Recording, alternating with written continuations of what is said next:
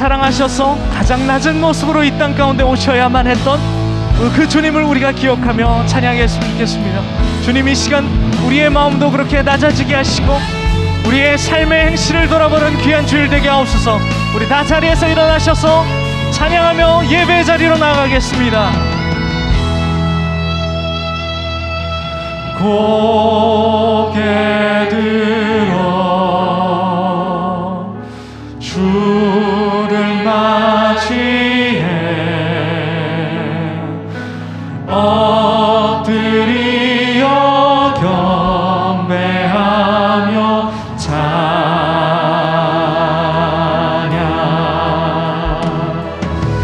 왕의 위엄을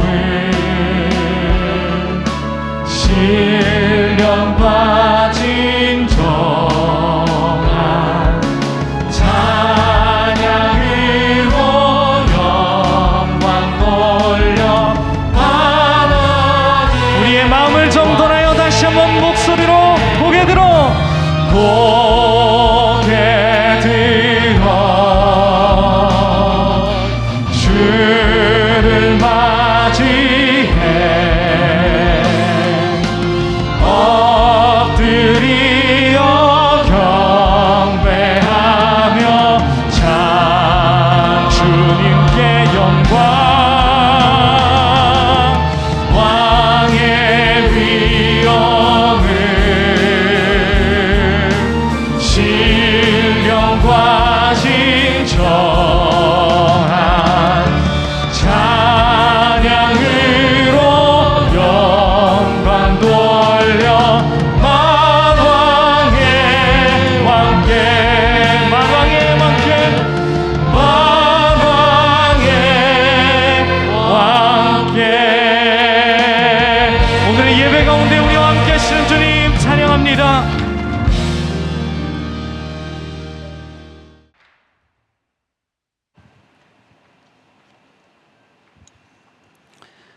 오늘 우리에게 주시는 하나님의 말씀은 창세기 37장 18절에서 24절입니다. 창세기 37장 18절에서 24절입니다. 요셉이 그들에게 가까이 오기 전에 그들이 요셉을 멀리서 보고 죽이기를 꾀하여 서로 이르되 꿈꾸는 자가 오는도다. 자, 그를 죽여 한 구덩이에 던지고 우리가 말하기를 악한 짐승이 그를 잡아먹었다 하자. 그의 꿈이 어떻게 되는지를 우리가 볼 것이니라 하는지라. 누벤이 듣고 요셉을 그들의 손에서 구원하려 하여 이르되 우리가 그의 생명은 해치지 말자. 누벤이 또 그들에게 이르되 피를 흘리지 말라. 그를 광야 그 구덩이에 던지고 손을 그에게 대지 말라 하니 이는 그가 요셉을 그들의 손에서 구출하여 그의 아버지에게로 돌려보내려 함이었더라. 요셉이 형들에게 이르매 그의 형들이 요셉의 옷 곧 그가 입은 채색 옷을 벗기고 그를 잡아 구덩이에 던지니 그 구덩이는 빈 것이라.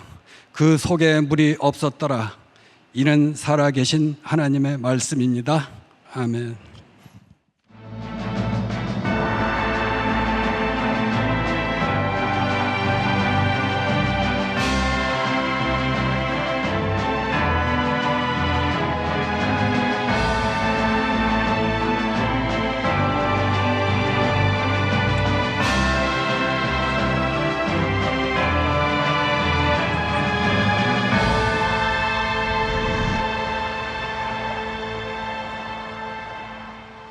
오늘은 요셉의 이야기를 통해서 광야 구덩이에서 시작되는 구원, 이런 제목으로 말씀을 나누게 됩니다. 지난주, 지지난주에도 제가 여러분들에게 말씀을 드린 것처럼 이 광야는 어떤 지명, 지리적인 광야가 될 수도 있고 또 어떤 면에서 보면 우리의 인생에서 만나는 광야가 될 수 있습니다. 8종류의 광야를 이야기하는데 아마 이 땅에 사는 사람이라면 아마 이 광야는 내 광야야 라는 또 생각하는 부분들이 있을 것 같아요. 그 광야에서 하나님이 어떻게 역사하시는지 우리들의 삶에, 우리들의 신앙에 잘 적용할 수 있으면 좋겠습니다. 자, 우리 인생에서요 광야 구덩이를 만날 때가 있어요. 심각한 것은 이 광야 구덩이에 우리들이 던져졌을 때 우리는 늘 이런 질문을 한다는 거죠. 내가 뭘 잘못했지? 그런데 우리들의 삶에는 말이죠, 우리들의 선함과 악함과 관계없이 우리들에게 닥치는, 우리들이 어려움을 당하는 광야 구덩이가 있다는 거예요. 모든 일들이 선과 악으로 이렇게 해결되고 설명될 수 있으면 얼마나 편안하겠습니까? 그러나 우리의 인생은 그렇지 않습니다. 올해 들어서 제가 여러분들에게 제일 많이 인용했던 책 중에 하나가 오스왈드 챔버스의 주님은 나의 최고봉이었습니다. 우리가 묵상을 하고도 있고, 그 주님은 나의 최고봉이라고 하는 책을 여러분들과 묵상하게 된 이유 가운데 하나는 오스왈드 챔버스의 전기인 순종의 길이라고 하는 책을 제가 읽으면서 그런 관심을 갖게 되었어요. 오스왈드 챔버스가 활동하던 당시는 세계 1차 대전이 일어났던 그 당시입니다. 오스왈드 챔버스 시대에 이 전쟁의 책임이 누구에게 있는가? 하나님이 전쟁을 일으키셨는가? 악마가 전쟁을 일으켰는가? 사람들이 이런 이야기를 할 때 오스왈드 챔버스는 이런 말을 합니다. 전쟁의 배후에 하나님이 있든 악마가 있든 그것이 중요한 것이 아니라 지금 전쟁을 치르고 있는 이 일은 우리 인간들의 일이라는 거예요. 여러분, 우리들의 삶에 일어나는 배후를 우리들이 다 알 수 없고 이해할 수 없지만 지금 우리들이 당하고 있는 이 일, 광야의 구덩이 속에서 당하고 있는 이 일은 우리의 일이라는 거예요. 자, 이 책에서 그 오스왈드 챔버스의 책에서 이런 말을 합니다. 한번 들어보세요. 예수 그리스도는 너희는 전쟁이 왜 발생하는지 이해하게 될 것이다 라고 말씀하지 않고 두려워 말라, 당황하지 말라고 말씀하셨습니다. 아마 이 말씀을 오늘 적용한다면 혹시 여러분들 가운데 우리 인생의 광야 구덩이에 있는 분이라면 지금 이 일이 왜 일어났느냐보다 더 중요한 것이 뭐냐면 이 상황 가운데서 두려워하지 않고 당황하지 않고 이 구덩이를 벗어나는 일일 거예요. 오늘 말씀을 묵상하면서 저는 아주 흥미로운 부분을 하나 발견하게 되었습니다. 오늘 본문 말씀, 우리 창세기 37장 22절에 보면 여기 구덩이라고 하는 말이 등장을 하는데요, 이 구덩이라고 하는 말 앞에 광야라는 말이 있습니다. 광야 구덩이. 그런데 오늘 이 앞에 붙어 있는 광야라고 하는 말은 사실 잘 어울리지 않습니다. 지난주에 우리들이 나누었던 하갈과 이스마엘, 그들이 브엘세바 광야로 쫓겨났다는 그 광야는 진짜 광야입니다. 그런데 오늘 이 광야는 그런 광야가 아닙니다. 오늘 본문 말씀 가운데 지명이 몇 가지가 나오는데 헤브론, 또 세겜, 그리고 도단이라고 하는 지명이 나오고 있어요. 지도를 한번 보겠습니다. 아주 흥미로울 것 같아요. 자, 여러분들 오른쪽에 헤브론이라고 하는 것을 보시나요? 네, 헤브론 밑으로 조금 내려오면 브엘세바가 있습니다. 저기는 황량한 광야, 그 밑으로는 완전히 이제 광야입니다. 헤브론은 이스라엘 백성들이 가나안 땅에 들어갈 때 정탐꾼을 보냈던, 저기는 젖과 꿀이 흐르는 포도 농사가 아주 잘 되는 곳입니다. 저기 지금 헤브론에 야곱과 요셉 그의 형제들이 살고 있었어요. 그런데 저 헤브론에서 양을 치고 있던 형들에게 아버지 야곱이 요셉을 보내죠. 어디로 보내냐면 세겜으로 보냅니다. 저기 헤브론에서 빨간 것을 따라 쭉 올라가면 세겜이라고 보이세요? 네, 저기로 보입니다. 여러분 상상을 해보세요. 야곱이 요셉을 보낼 때 위험한 곳으로 보내셨겠습니까? 아니에요. 저기 그렇게 위험한 곳이 아닙니다. 그런데 세겜에 갔더니 오늘 말씀에 이제 그 본문에 보면은요, 형들을 찾을 수가 없어요. 그래서 물어봤더니 누가 얘기를 하는데 저 도단으로 갔을 것이다 라고 말을 합니다. 세겜에서 도단까지는 북쪽으로 20km쯤 되는 곳입니다. 형들이 뭘 하고 있었어요? 양을 치고 있었어요. 그러니까 저기 도단이라고 하는 것도 양을 먹이기 위해서 간 것입니다. 큰 지도를 한번 보여주세요. 자, 저기 왼쪽에 지중해가 있고 도단, 세겜, 베델이라고 하는 지역, 저기 왼쪽으로 해안과 다다르고 있는 저 지역은 이스라엘 지형에서 샤론 평야와 위로 가면 이스라엘 평야가 있는 곳입니다.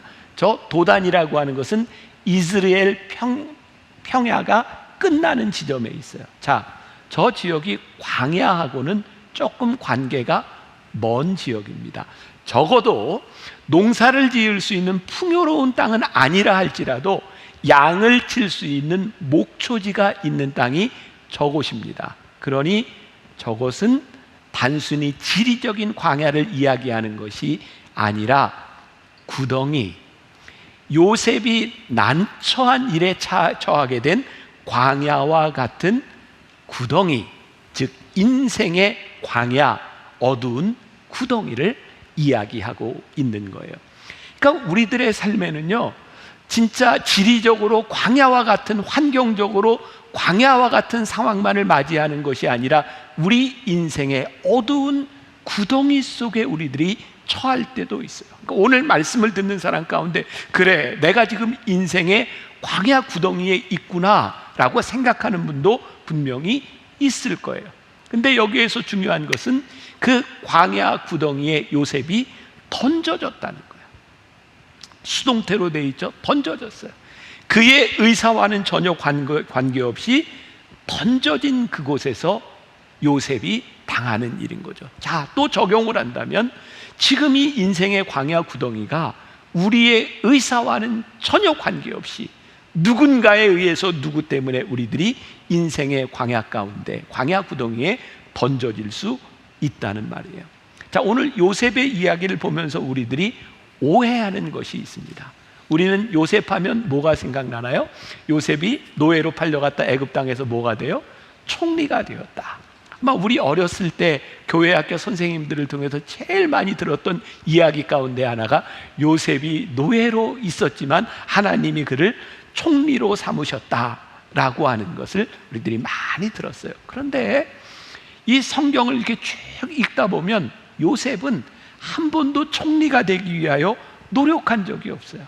요셉은 총리가 되는 것도 원했던 적이 없어요. 자, 제가 이번 시리즈 말씀을 그 이진희 목사님이 쓴 광야에 살다라는 책을 많이 이렇게 보고 참조했다고 했는데 거기에 이런 구절이 있어요. 제가 조금 읽어드릴게요. 사실 요셉 이야기는 꿈, 성공, 형통과는 별다른 관계가 없다. 요셉이 꿈을 꾸었는가? 아니면 하나님이 그에게 꿈을 주셨는가? 요셉이 노력해서 인생의 정상의 자리에 올랐는가? 아니면 하나님이 그 자리에 올라가게 하셨는가? 요셉이 형통한 자가 되어 잘 먹고 잘 살았는가? 아니면 하나님이 당신의 구원 계획을 이루기 위해 요셉으로 하여금 애굽의 총리가 되게 하셨는가?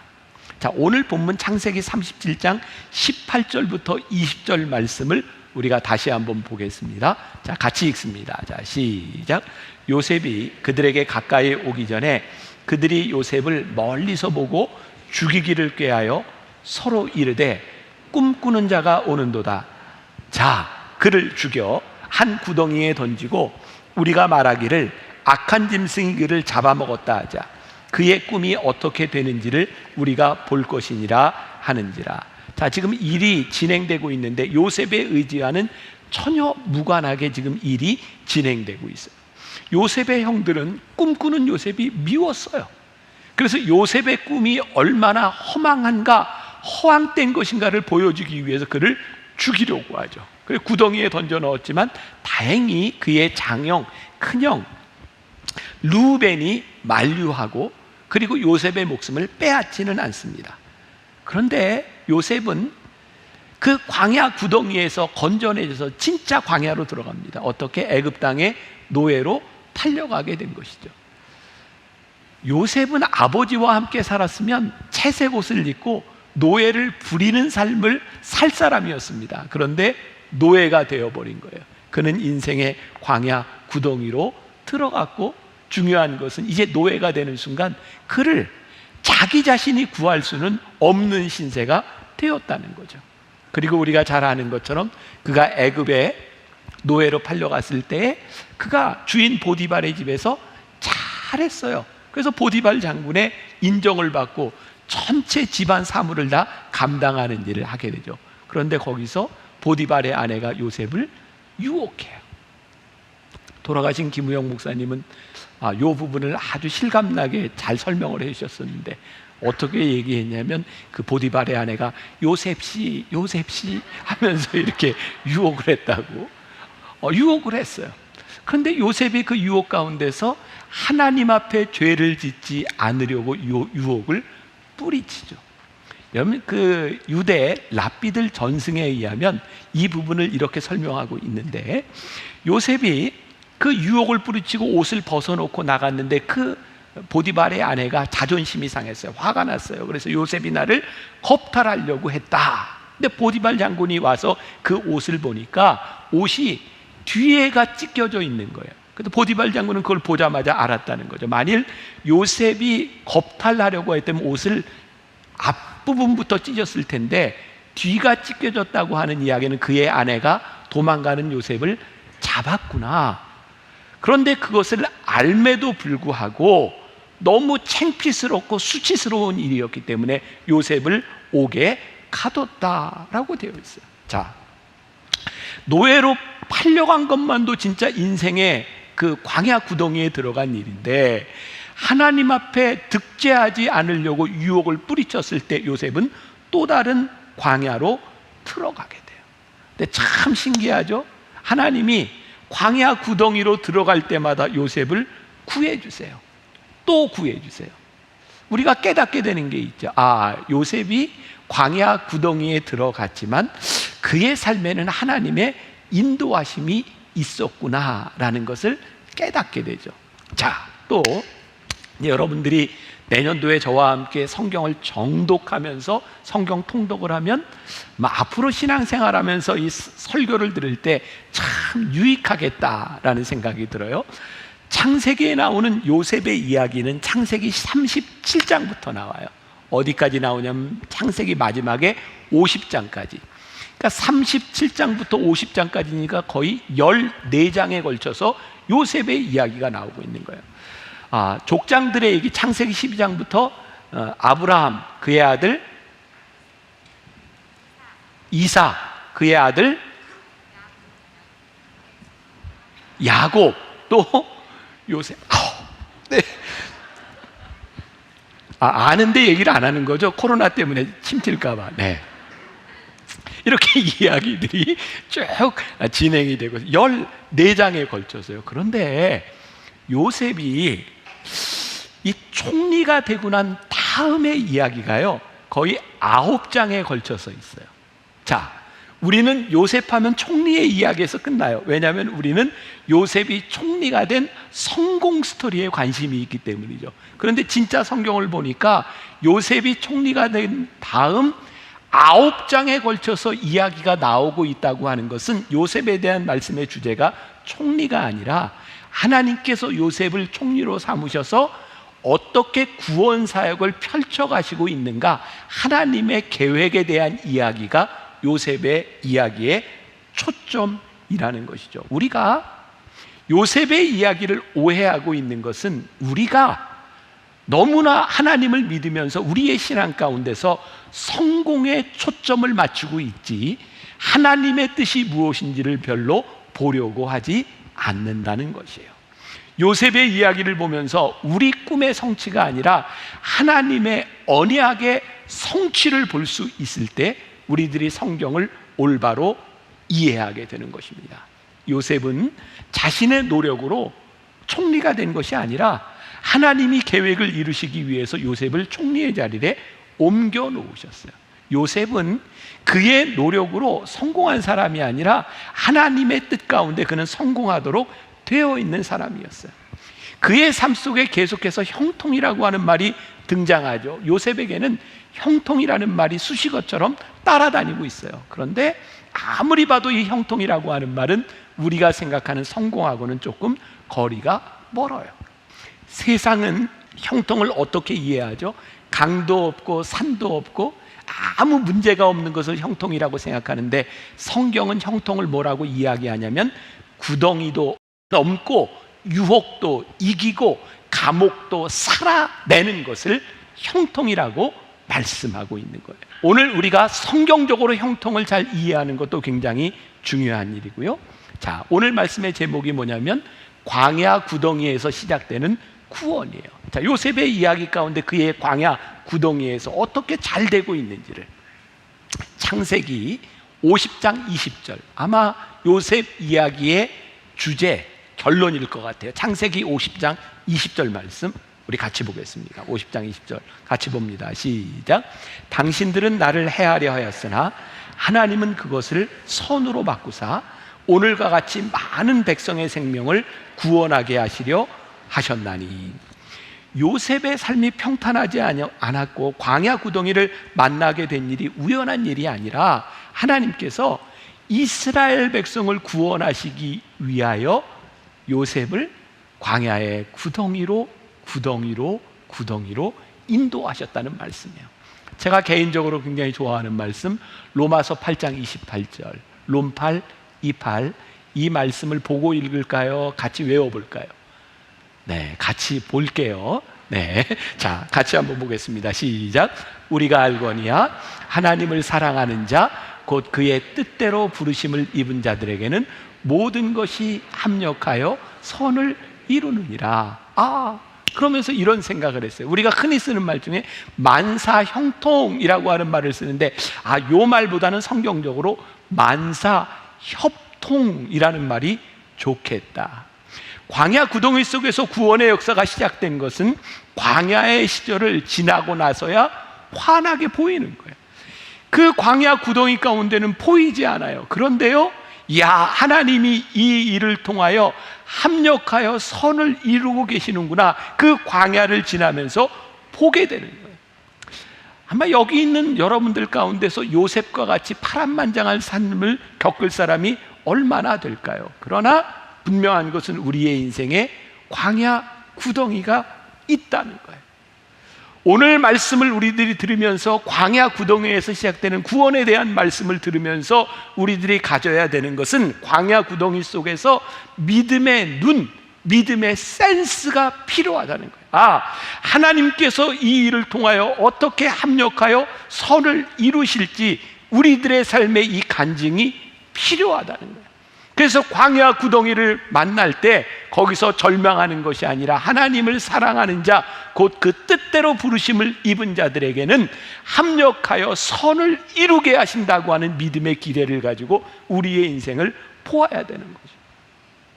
제가요 오래전이죠, 우리 교회에서 우리 교인들과 함께 백두TD 일기를 인도하러 저기 연변 지역에 갈 때에는 벌써 20년이 지난 것 같아요.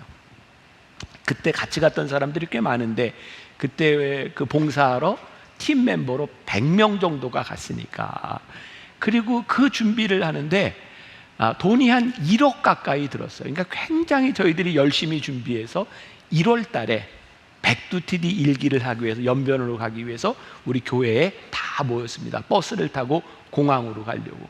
그런데 가려고 하는데 중국에서 연락이 왔어요. 비행기가 뜨지 않습니다. 왜냐하면 그 당시에 연변 지역에 100년 만에 폭설이 내렸어요.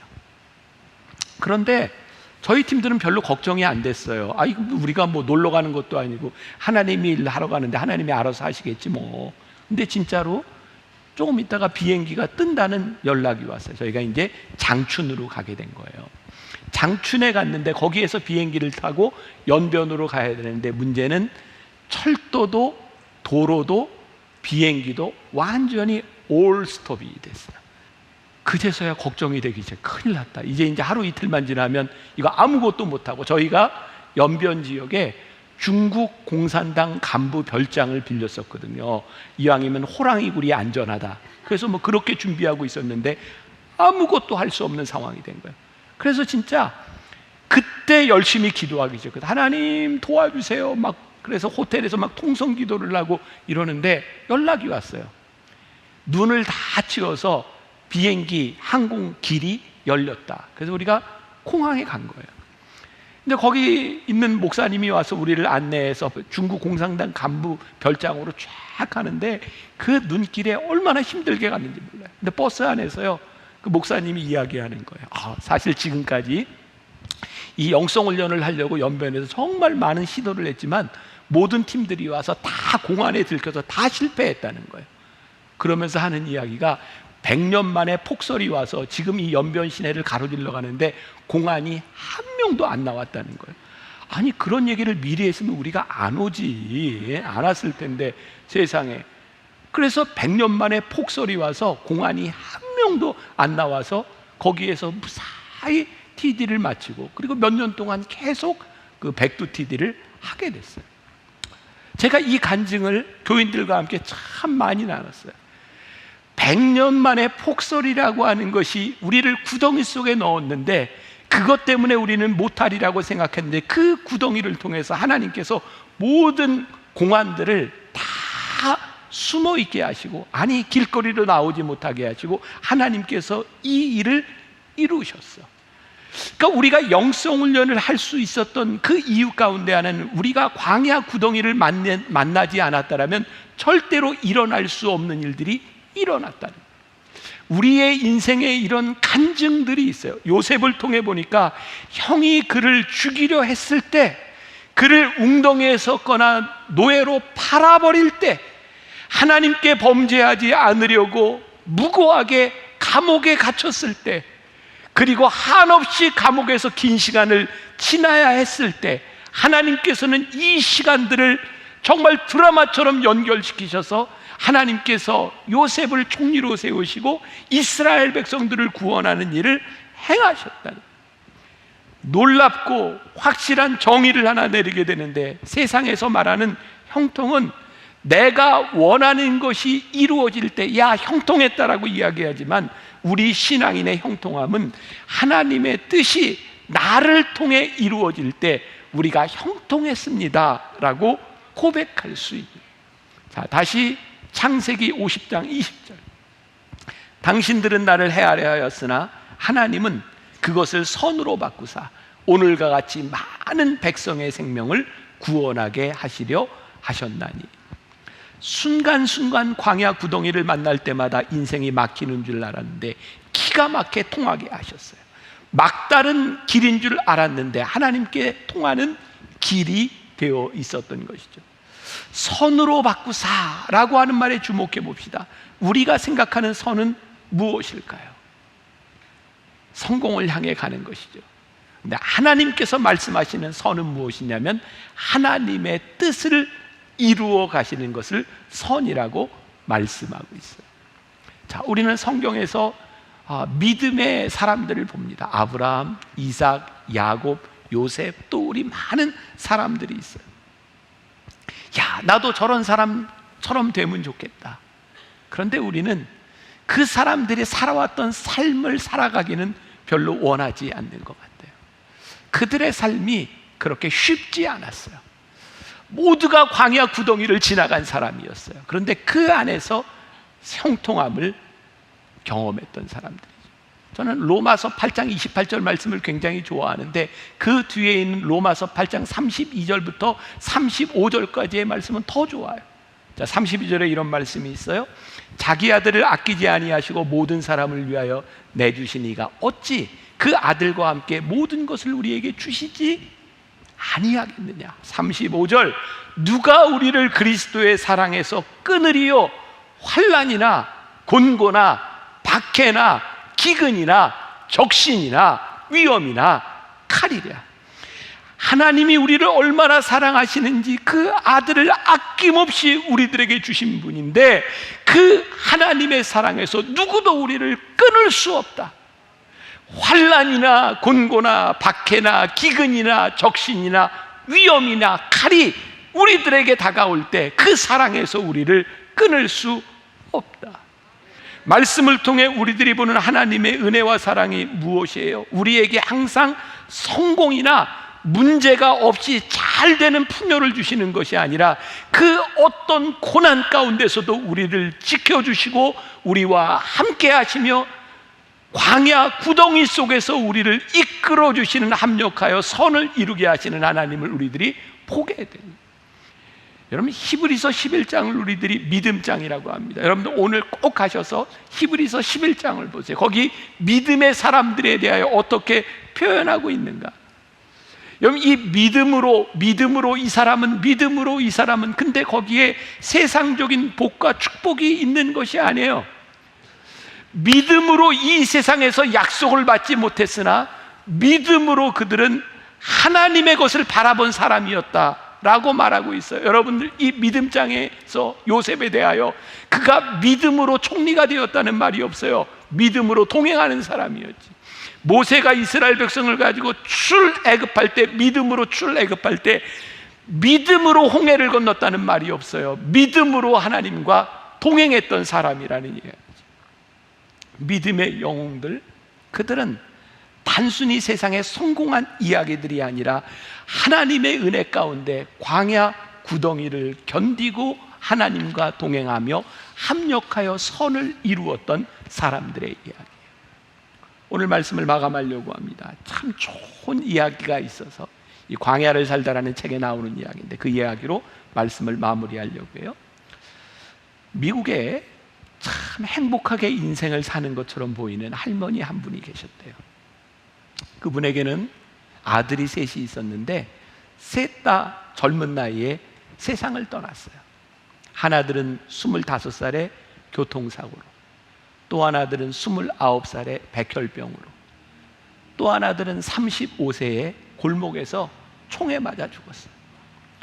이 이야기를 듣던 어떤 사람이 할머니에게 이렇게 얘기합니다. 하나님은 당신의 인생 속에 안 계셨군요.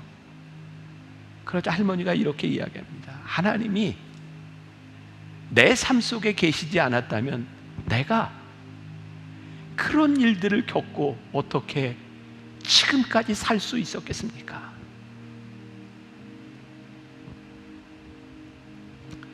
누군가 광야 구덩이에 있는 우리를 바라보면서 세상 사람들이 네가 믿는 하나님이 어디 있냐고, 당신의 인생에는 하나님이 계시지 않았군요 라고 말을 할 때 우리는 이렇게 대답할 수 있어야 돼요. 하나님이 만일 나와 함께 하시지 않았다면 내가 그 힘들고 무서운 광야 구덩이를 어떻게 지나가고 어떻게 견디며 어떻게 이겨낼 수 있었겠습니까?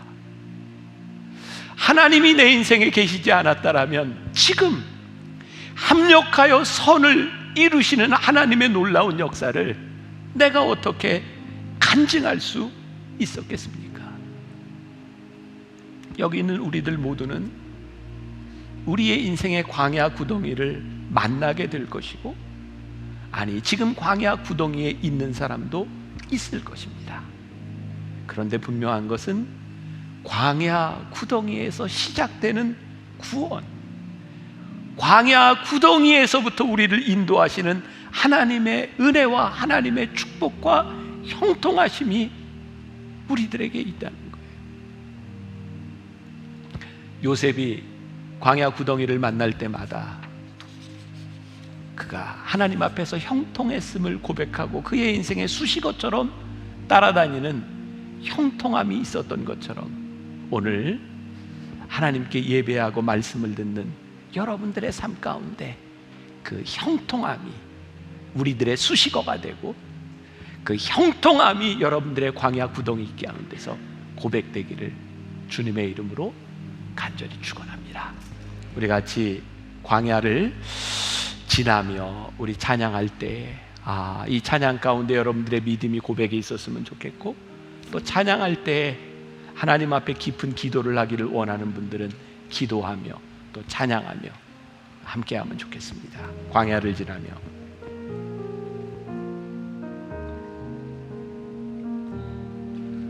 왜 나를 깊은 어둠 속에 홀로 두시는지, 어두운 밤 왜 그리 길었는지, 나를 고독하게 나를 낮아지게 세상 어디도 기댈 곳이 없게 하셨네.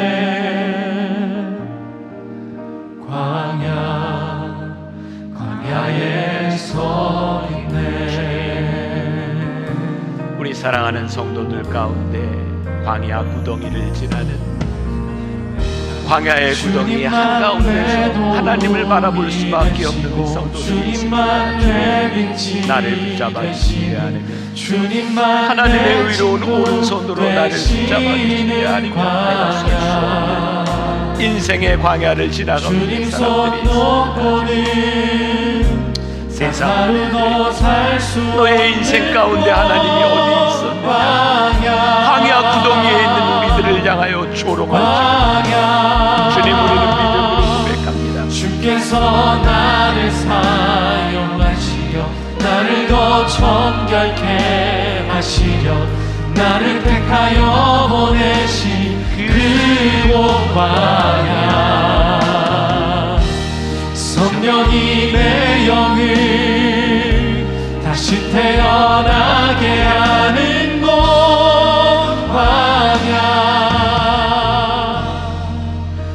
광야에 서 있네.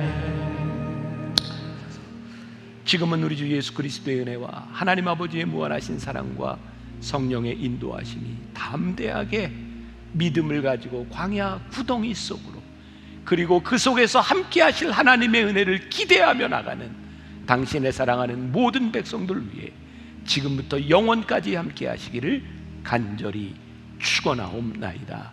아멘.